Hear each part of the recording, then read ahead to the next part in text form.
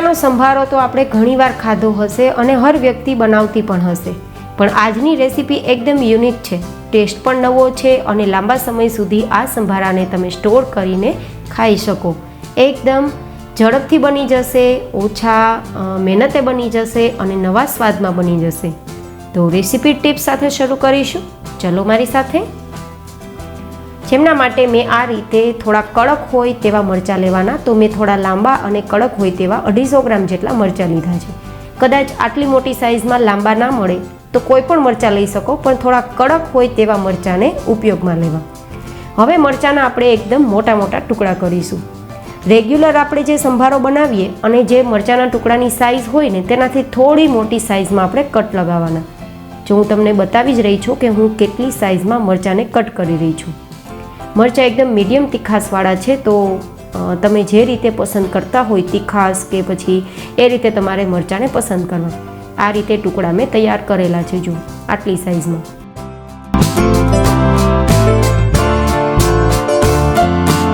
અને બધા જ મરચાંના ટુકડા આ જ રીતે મેં તૈયાર કરી લીધા છે.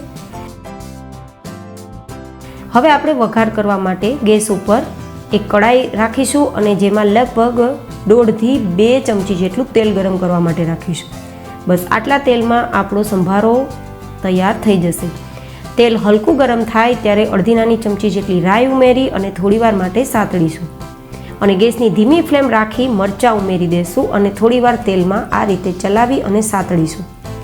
આ સંભારો બનતા બિલકુલ સમય નથી લાગતી અને રેગ્યુલર મરચાંના સંભારા કરતાં થોડો અલગ બનાવવામાં આવે છે. તો ખાસ જોવાનું કે આ મરચાં વધારે કૂક ના થઈ જાય. 50 થી 60% જેટલા જ નરમ કરવાના છે. તો અત્યારે સ્વાદ પ્રમાણે નમક ઉમેરી દઈશું. લગભગ અડધી નાની ચમચી જેટલું મેં નમક ઉમેરેલું છે અને નમક પણ મરચાં સાથે મિક્સ કરી દઈશું અને એકદમ ધીમા ગેસની ફ્લેમ પર માત્ર 1 થી 1.5 મિનિટ માટે જ કૂક કરીશું, કારણ કે આ મરચાંને સાવ નરમ નથી કરવાના. 50 થી 60% જેટલા જ આપણે કૂક કરવાના છે. એટલે કે મરચાં આપણે તળીએ ત્યારે કેટલા મરચાં કડક હોય છે, બસ એટલા કડક હોય ને ત્યાં સુધી જ કૂક કરવાના છે. તો ધીમા ગેસની ફ્લેમ પર આપણે મરચાંને આ જ રીતે છોડી દઈશું અને મરચાં 50 થી 60% જેટલા નરમ થાય ત્યાં સુધીમાં આપણે એક સ્પેશિયલ મસાલો તૈયાર કરી લઈશું. તો મસાલો તૈયાર કરવા માટે એક વાટકી લીધી છે, જેની અંદર લગભગ અડધી નાની ચમચી જેટલી હળદર ઉમેરીશું. સાથે 1 મોટી ચમચી જેટલું ધાણા જીરું પાવડર ઉમેરીશું.